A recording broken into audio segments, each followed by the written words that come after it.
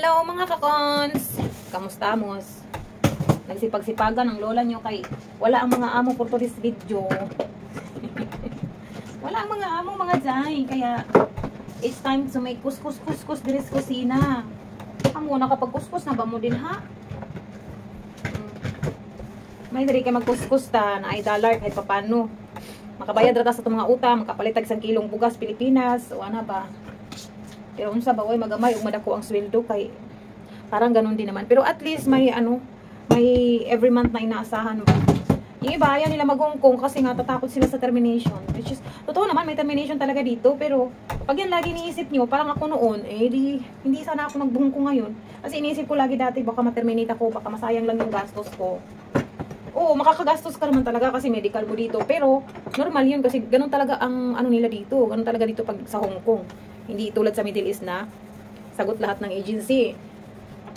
Pag nag-Hong Kong talaga, gastos natin lahat. Pamasahe, mula probinsya, depende kung saan ka manggagaling. Mga requirements mo, sa'yo lahat yan. Pag first timer ka pa, medyo mas mapusisi. Mas marami kang kailangan na i-comply. Tapos medyo mas mahal siya pag kasi magte-training ka ng TESDA. Unlike sa mga ex-abroad na, hindi na yan sila magte-training ng TESDA. OWA na lang. Kapag galing Middle East. Pero yung yung mga galing yata ng Hong Kong na, hindi na sila nag-uowa kasi language yun eh. So parang yun, ang alam ko hindi na mag-uowa yung mga galing direct Hong Kong, diba?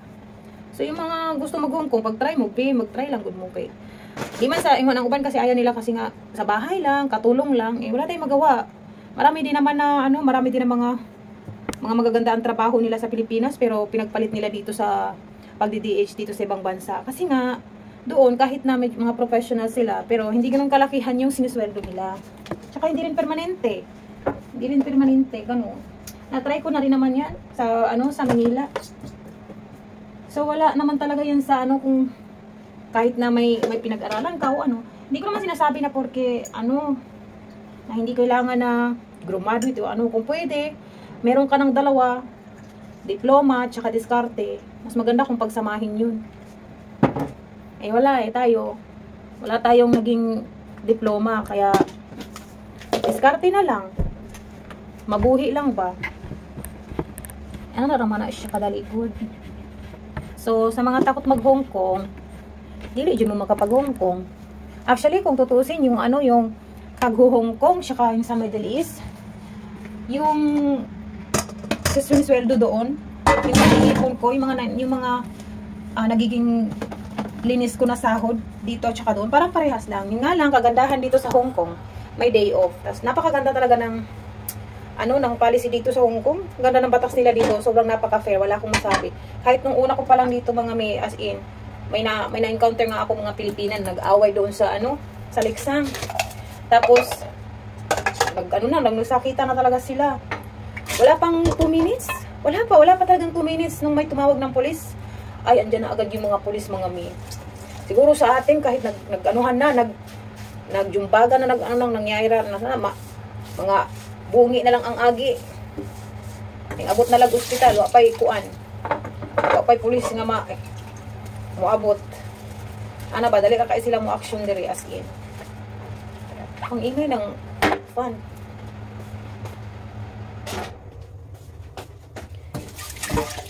As mga benefits po, ina lang ang dili lang ako ganahan diri sa Hong Kong no kay 14 days na gyud ang bakasyon. Sa 1 year nimo nga kuan. If ever nga mag-recontract ka sa imong amo 1 year lang 14 days lang ang bakasyon. So dili ta makasulit og kuan iyot. Sorry.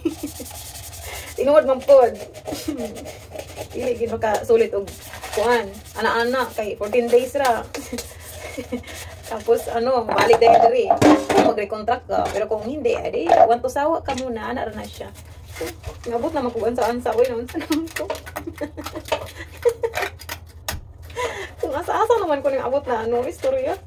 Wala para ba malingaw ta ba pampuwala sa kala ay diri sa Maginusara tay. Wala na akong amo, wala akong alaga.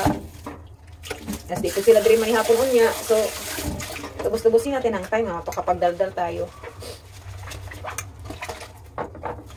Nakikinig lang yung mga amo ko sa sa camera. Tatlo-tatlo camera dito, nakatutok diri sa may sa may kitchen, dito sa may sala, ug sa kwarto. Lubig pa nito artista ani, daghag kamera. Pero okay ra na, oy, wala man tagi buhat nga dautan sa okay ra na. Apo na dili ganahan sa uban kay dinhi daghan kayo og mata. Daghan og camera.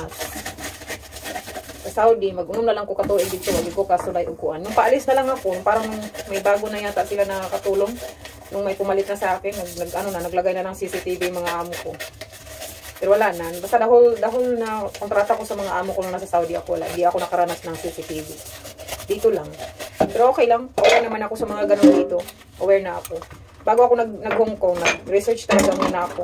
Nag-research ko mga do's and don'ts dire, ilang mga culture dire, mga bawal, para naman ko yung mga idea ko ba, dito ay ko yung mga anga-anga. Tapos labi na yung about sa termination. Kaya ang dami mga pili gusto dire kay taghan ko ng mga terminate. Mas okay gani nga na ay termination no kay or break kay dili ninyo kinahanglan ipagpilitan ng usag-usa dito sa Middle East. Gusto niyo mo uli, jud ka kauli. Kay patay-patayon jud gihapon kag trabaho sa imong mga amo. Pero dinhi sa Hong Kong, fair jud dinhi ang batas. Pag dili ka ganahan sa ilaha, anytime pwede ka mga mo hawa, naog. Pwede ka mo change og amo. Dayon wala ko masyadong naririnig na may mga minamaltrato dito. May mga issue pero hindi about sa mga maltrato kasi may mga ano dito, may mga off talaga, may mga pahingay. Hindi tulad dun sa Middle East na nandyan ka lang talaga sa loob ng bahay ng amo mo, buong kontrata. Walang day off. Dito, alwal lang kasi may day off. Magastos nga lang.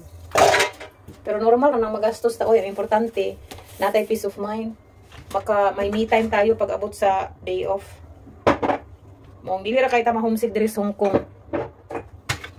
So sa mga gusto mag Hong Kong, pag-try mo. Pag-andam lang mo og pang tuition. Kasi pang tuition. Pag-andam lang mo pang classes ninyo. Unsa man na pang tuition. Speaking of tuition, ako mga obligasyon sa Pilipinas, ako naghanap na itong naka-line up aning obligasyon. Kalami na lang itulog kanunay.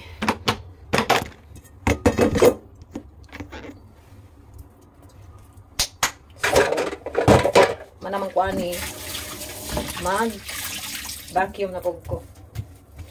Oopsie. Dere, sipag kay tas lain nasod no kay syempre na ay dollars, ay bariyanta.